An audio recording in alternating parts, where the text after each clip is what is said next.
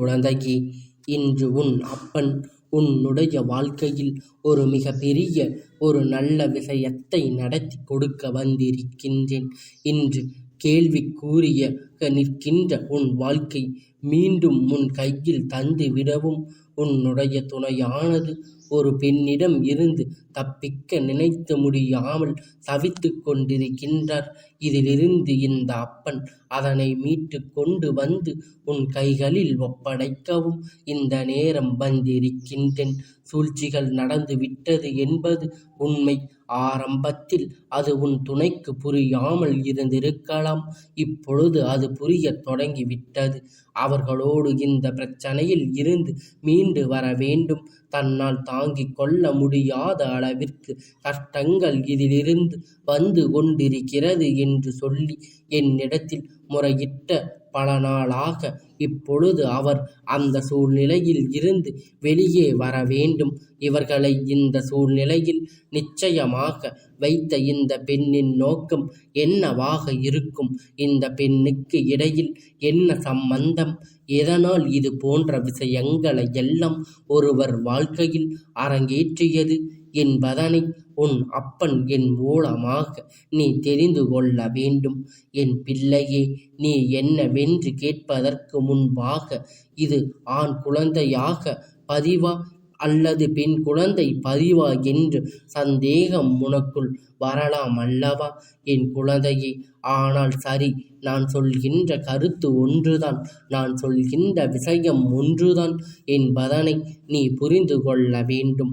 எல்லாவற்றையுமே நீ கடந்து இந்த வாழ்க்கையில் பல போராட்டங்களை போராடி துடித்து கொண்டிருக்கும் பொழுது சட்டென்று ஒரு நொடியில் உன் வாழ்க்கை தலைகீழாக மாறியது.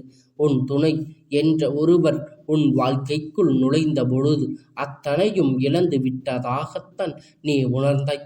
அதாவது உன்னுடைய சுதந்திரம் தனியாக எப்பொழுதும் நமக்கு தேவையான விஷயங்களை முடிவெடுத்து செய்வது, எதையுமே நம் விருப்பப்பட்டது போல அனுபவிப்பது என்று வாழ்க்கையில் அத்தனை விஷயங்களுக்குள்ளான ஒட்டுமொத்த சுதந்திரமும் உன்னிடத்தில் இருந்து பறிபோய்விட்டது என்பதுதான் உண்மை.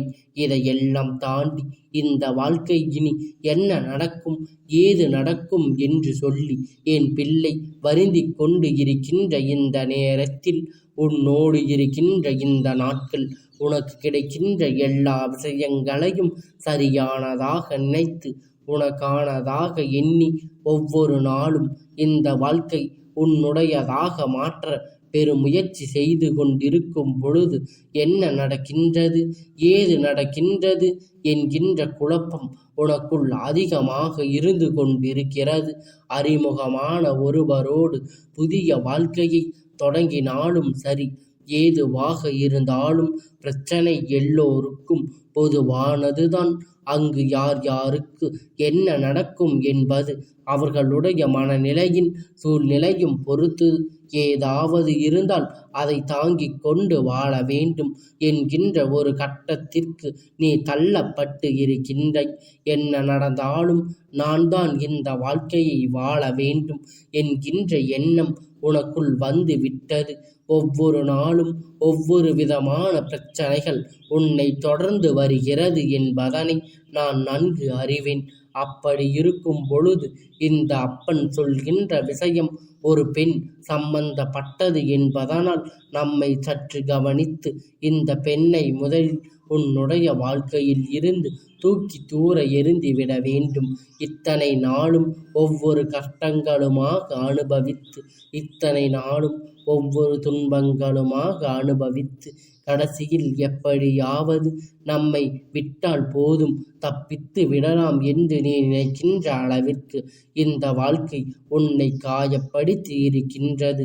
ஒரு பெண் ஏற்கனவே உன் வாழ்க்கையில் இருக்கின்ற பிரச்சனைகளை நன்கு புரிந்து கொண்டு இதுதான் தனக்கான சந்தர்ப்பம் என்பதை பயன்படுத்தி கொள்ள நினைக்கின்றார். அதாவது இதுதான் தனக்கான சந்தர்ப்பம் என்பதை பயன்படுத்த கொள்ள நினைக்கின்றார். அதுதான் உன்னுடைய துணை. உனக்கு விடையில் பிரச்சனைகள் ஏற்படும் போது அதனை இவர்கள் அவர்களுக்கு சாதகமாக பயன்படுத்த நினைக்கின்றார்கள். ஏதாவது ஒரு விஷயம் இவர்களுக்கு சாதகமாக எழுந்து விட்டால் போதும், வேறு எதை பற்றியும் இவர்களுக்கு சிந்திக்க மாட்டார்கள்.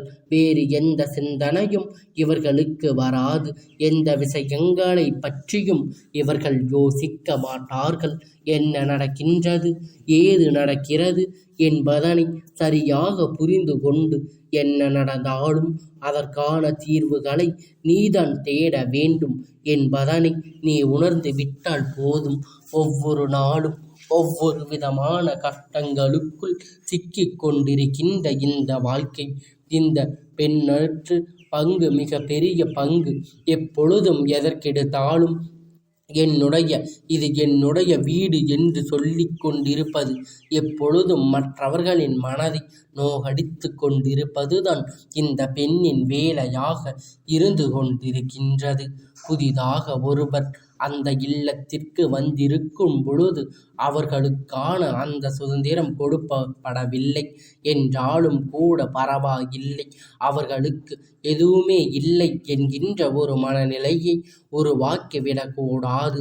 ஒருவரிடத்தில் இருந்து இன்னொருவர் இடத்திற்கு வந்திருக்கிறார்கள்.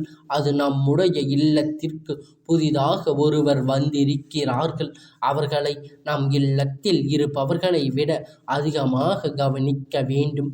எதுவும் புரியாமல் எல்லாவற்றையும் இழந்து வந்திருக்கின்ற நேரத்தில் அவர்களுக்கு இருக்கின்ற அந்த தனிமையை போக்கும்படியாக இங்கு எல்லா விஷயங்களும் நடக்க வேண்டுமே தவிர மேலும் மேலும் அந்த தனிமையை அதிகமாக பலவீனப்படுத்தக்கூடாது. நீ எப்படி அதனை செய்தாய்? ஆனால் இந்த வாழ்க்கையில் மேலும் மேலும் உனக்கு பல கஷ்டங்களும் துன்பங்களும் தான் வந்து கொண்டிருக்கின்றது. உன்னுடைய துணை என்னுடைய நடவடிக்கைகளில் சில காலங்களாக பல மாற்றங்கள் தெரிகிறது. ஆனால் இதையெல்லாம் சேர்த்து கேட்பாயானால் நிச்சயமாக அது உன்னுடைய வாழ்க்கையில் இருக்கின்ற பொறாமை என்கின்ற எண்ணமாகத்தான் இருக்கிறது. தன்னுடைய வாழ்க்கையில் என்ன நடக்கின்றது என்று பார்க்காமல் தனக்குள் இருக்கின்ற பொறாமை எண்ணங்களால் அடுத்தவர்கள் வாழ்க்கையை அழிக்கிறார்கள். அதிலும் குறிப்பாக இந்த பெண் உன் வாழ்க்கையில் இருந்து செய்கின்ற ஒவ்வொன்றும் என்னவென்று கண்டபொழுது இந்த அப்பன் எனக்கு அத்தனை கோபம் கொண்டது. என் பிள்ளையே, இந்த வாழ்க்கை சரியாக புரிதல் எத்தனையோ கஷ்டங்களுக்கு பிறகு உனக்கு உன்னுடைய துணைக்கும் இடையில் வந்திருக்கின்றது.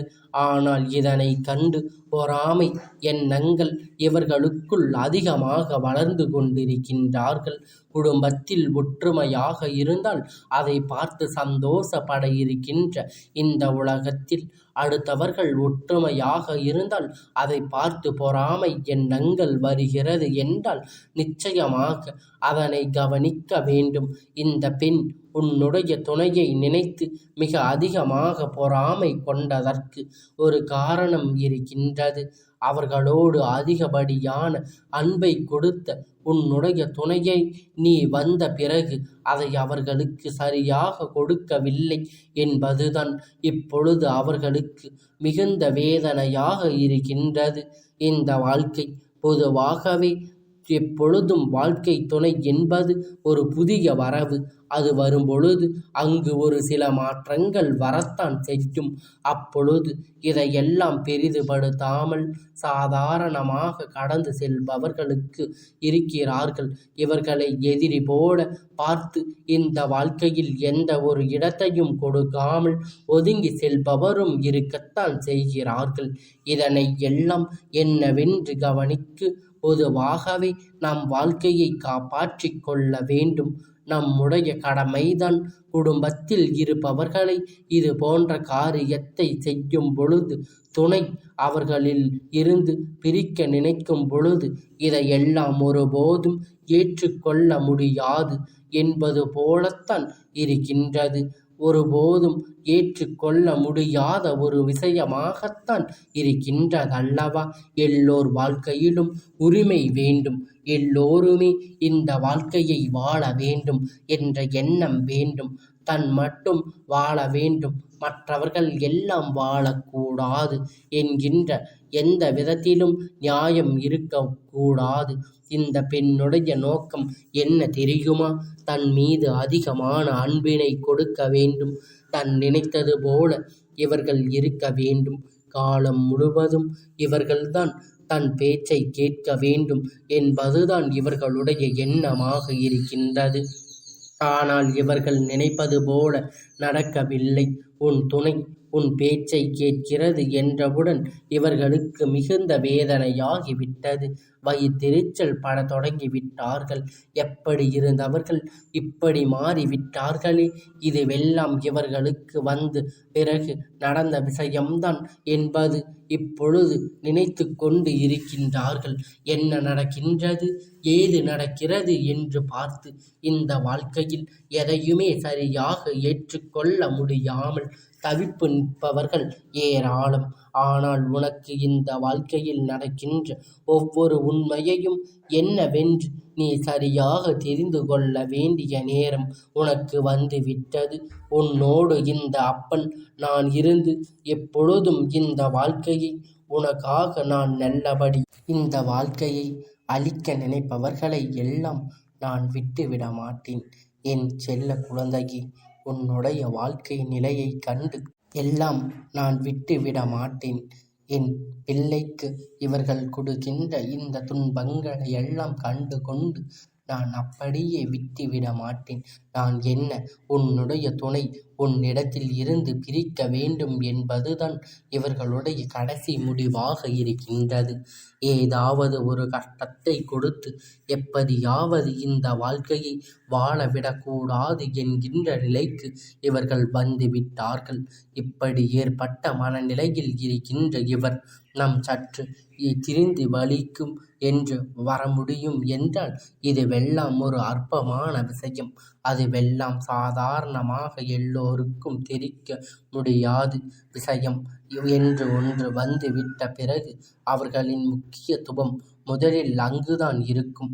ஆனால் யாரையுமே கைவிட்டு விடாத நிலைக்கு இருக்கும் போது அவர்களுக்காக தேவையில்லாத விஷயங்களை செய்வதை ஒரு நாளும் ஏற்றுக்கொள்ள முடியாது என்பதனை புரிந்து கொள்ள வேண்டும். இந்த நேரம் இந்த வாழ்க்கை என்ன நடக்கிறது, ஏது நடக்கிறது என்பதனை தெரிந்து கொண்டு உன்னோடு இருக்கின்ற ஒவ்வொரு விஷயங்களையும் சரியாக நீ புரிந்து கொள்ள வேண்டும். வாழ்க்கைக்குள் வந்துவிட்ட பிறகு இது போன்ற விஷயங்களை எதிர்கொள்ள நினைப்பதோடு இந்த பிரச்சனைகளில் இருந்து எப்படி நீ விடுபட வேண்டும் என்று சற்று சிந்திக்க வேண்டும். எல்லா விஷயத்தையும் எதிர்கொண்டு செல்ல வேண்டும். இந்த அப்பன் இந்த பிரச்சனையை மட்டும் நீ என்னவென்று உடனடியாக தீர்க்க வேண்டும் என்று சொல்வதற்கு ஒரு காரணம் இருக்கிறது. என் பிள்ளையே, வேறு எந்த விஷயமாக இருந்தாலும் அதை நாம் சமாளித்து விடலாம். ஆனால் ஒரு குடும்பத்தில் இருப்பவர்களுடைய துணையோடு ஒருவர் சந்தோஷமாக இருப்பதைக் கண்டு பொறுக்க முடியாமல் எதையும் செய்து இவர்கள் பிரித்து விடலாம் என்று நினைக்கும் பொழுது நிச்சயமாக இதை நாம் சற்று கவனிக்கத்தானே வேண்டும். என்ன நடக்கிறது, ஏது நடக்கிறது என்பதனை எல்லாம் சரியாக புரிந்து கொண்டு இந்த வாழ்க்கை உனக்கு என்ன கொடுக்கின்றது, ஏது கொடுக்கின்றது என்பதனை நீ சரியாக புரிதலில் ஏற்றுக்கொள்ள வேண்டும். உன்னோடு இந்த அப்பன் இருக்கும் பொழுது உன் வாழ்க்கை துணை உன்னை விட்டு பிரிய ஒரு பொழுதும் நான் அனுமதிக்க மாட்டேன்.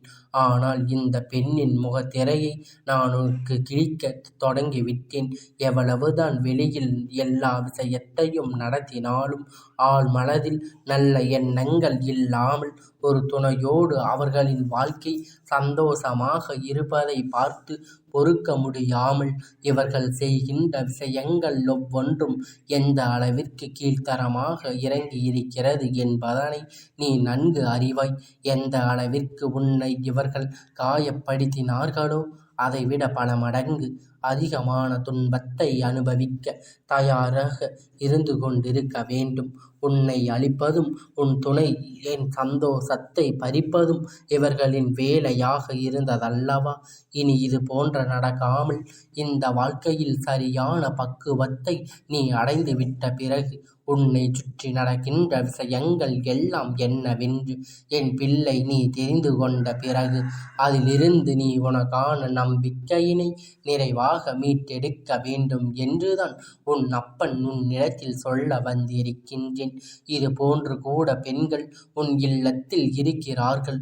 உனக்காகத்தான் இவர்கள் செயல்பாடுகள் என்னவென்று புரியவில்லை. எல்லாம் சாதாரணமாக நடக்கிறது என்று நீ நினைக்கின்றாய். உனக்கு முன் துணைக்கு இடையில் வருகின்ற பிரச்சனைகளுக்கு இவர்கள் காரணமாக என்று விழித்து கொள்ள வேண்டாம். இவர்கள் எதையும் செய்து துணிந்தவர்கள் என்று என் குழந்தை நீ இப்பொழுதாவது விழித்து கொள்ளத்தான் வேண்டும். ஏனென்றால் இவர்கள் செய்வதையெல்லாம் நீ கண்ட பிறகு இவர்கள் என்ன செய்கிறார்கள் என்று நீ மனம் குழம்பி இருக்காமல் அவர்கள் செய்வதை அறிந்த பிறகு உன் கண்களை விழித்துக் கொள்ள வேண்டும். இவர்கள் எதையும் செய்ய துணிந்தவர்கள் என்பதனை நீ தெரிந்து கொள்ள வேண்டும். இந்த அப்பனுடைய ஆசீர்வாதங்கள் என்றைக்கும் உனக்கு முழுமையாக கிடைத்து கொண்டே இருக்கும்.